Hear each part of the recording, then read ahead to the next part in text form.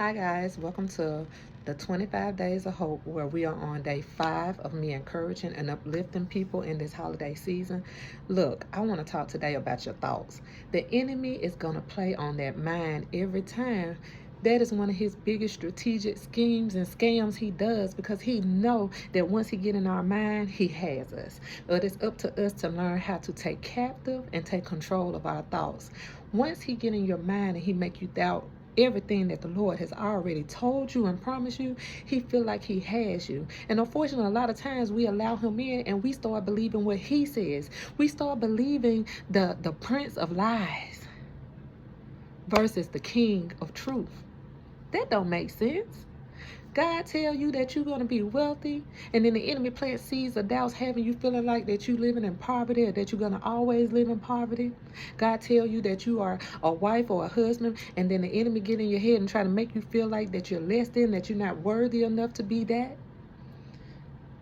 The Lord tell you that you're going to be successful, and then the enemy try to make you feel like that you're not, and that he starts to make you feel like that you are not strong enough, that you're not wise enough, that you don't have the things that you need to be that God has already promised you. Do not allow him to take control of your thoughts. Do not allow him to play in that playground, because an idle mind is the devil's playground. It's the devil's workshop. And unfortunately, whatever seeds of doubts that he planted in your mind, if you keep focusing on them and you feed it into them doubts, it's going to manifest. So the best thing that we can do is that if we know that that's what he attacks, then we should be strategic and fight. When he try to plant seeds of doubt, you pluck them seeds out and you plant positive seeds. You plant God's word in your mind. You pray and you ask God to take captive of every negative and every ungodly thought. You ask him to cover your mind and your thoughts in his blood, and to put your thoughts and a suggestion to him. You start feeding yourself and filling yourself with positive things and of godly things.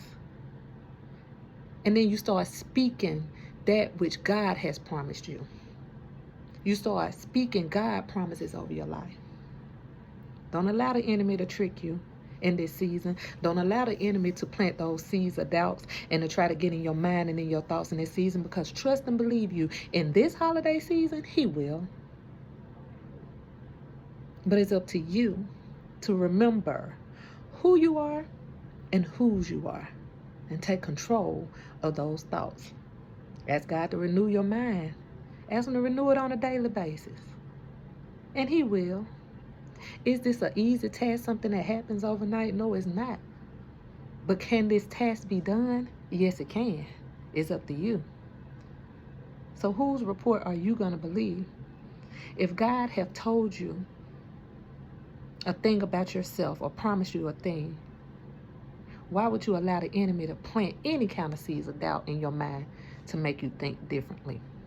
Remember that.